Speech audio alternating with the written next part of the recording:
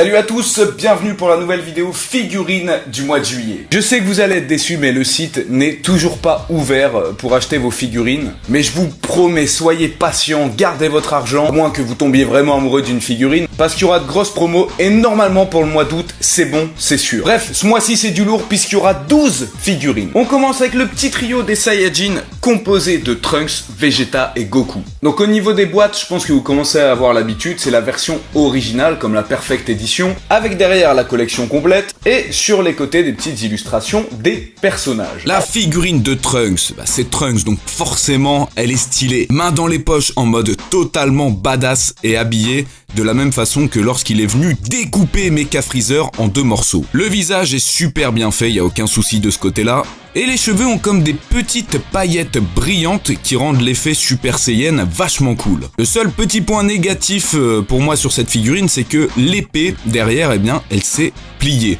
Et ça, c'est un petit peu dommage. Passe maintenant à la figurine de Vegeta qui lui aussi est en mode ultra arrogant. Et je suis agréablement surpris par rapport à ce que ça donnait sur la boîte. Au niveau des cheveux, c'est le même effet que Trunks, mais je sais pas pourquoi ça brille un petit peu moins. Il y a moins cet effet doré. Et encore une fois, j'en parle tout le temps, mais il y a une grosse disproportion au niveau du cul de Vegeta. Je sais pas pourquoi ils lui foutent tout le temps un cul tout plat. Faites très attention, le socle est difficile à mettre. Il faudra un peu forcer comme un bourrin. La figurine de Goku, quant à elle, j'ai pas grand chose à dire, si ce n'est, je trouve une grosse disproportion par rapport aux autres figurines entre le corps et les bras de Goku. Ça me rappelle les anciennes de Yamcha et Tenshin Han.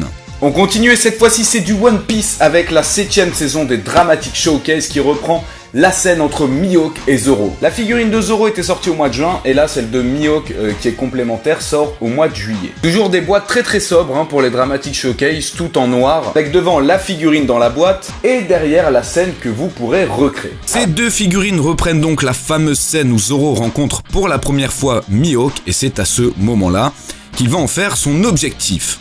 Alors pour Mihawk, franchement, l'épée est superbement bien détaillée. On dirait presque limite que c'est des petits diamants incrustés. Par contre, je trouve que le reste de la figurine manque cruellement de détails. Ça se voit notamment au niveau des abdos, du visage ou encore le manque de relief sur son manteau. Pour la figurine de Zoro, c'est un peu la même chose, ça manque de détails, si ce n'est la magnifique entaille. En même temps, c'est normal puisque c'est le point fort de cette figurine. Et le gros point négatif pour moi, c'est qu'il n'y a pas de socle commun. Si vous vous souvenez, la figurine par exemple Kamehameha Père-Fils de Goku et Gohan, si t'achetais Goku, t'avais le socle pour mettre les deux. On repart sur du Dragon Ball avec les figures Colosseum SC Culture Big, celle de Goku, Super Saiyajin 2 et C18.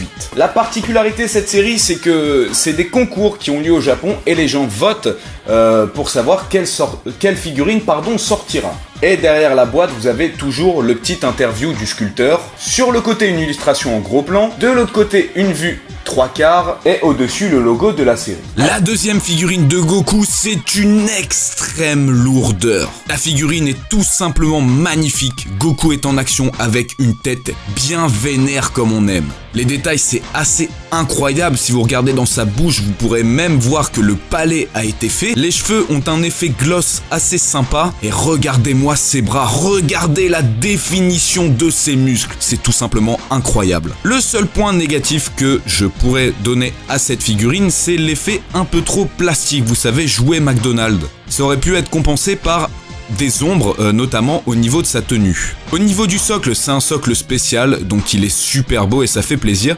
Par contre, petit point négatif pour la grosse tige qui soutient Goku. En même temps, vu la position de la figurine, on aurait pu difficilement faire mieux. La figurine de C18, c'est aussi un gros coup de cœur de ce mois-ci. Regardez-moi cet effet de mouvement, on dirait vraiment qu'elle va te balancer un Kikoa en pleine tête. Rien à voir avec celle du mois dernier, celle-là, elle la surpasse en tous les points. Les pliures au niveau des vêtements, le mouvement et le détail de sa chevelure, c'est un sans faute pour cette figurine de C18. On repart sur du One Piece avec encore une SC Culture Big, cette fois-ci de Rouge dans One Piece. Donc toujours le même principe, derrière le petit interview de l'auteur, etc. Mais aussi une Creator X Creator de...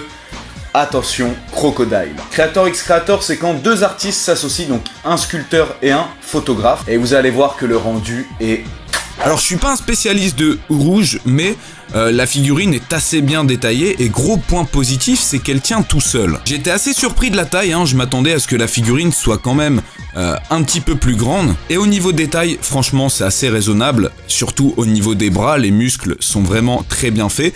Et pour les plus curieux, vous pourrez même aller regarder son slip. La figurine de Crocodile, elle est tellement badass. Déjà que de base, c'est un perso putain de stylé, mais alors là, en mode boss de la mafia, y a vraiment rien à redire. Regardez-moi l'intensité de son regard, je suis sûr que même Freezer il se pisserait dessus. Je vous parle même pas du niveau de détail. Avec ses chaussures lustrées, on croirait sortir tout droit du cireur. Les bagues sur sa main sont vraiment bien détaillées. Le cigare et surtout le canapé est fait cuivre qui rend vraiment bien. Bon, bien sûr, il y a quand même des petits problèmes. Je trouve que son crochet fait beaucoup trop cheap par rapport au reste de la figurine. Et c'est dommage que les yeux et la cicatrice soient simplement peints et non pas gravés. Mais on va pas faire les difficiles, ça reste une figurine sublime. Et on termine avec les magnifiques figurines de Goku qui prépare son Genkidama en version donc normale et Super Saiyan. Déjà, je tenais à insister sur les boîtes qui sont juste magnifiques. Je sais pas si vous voyez, on va peut-être le rapprocher. Voilà, c'est juste sublime.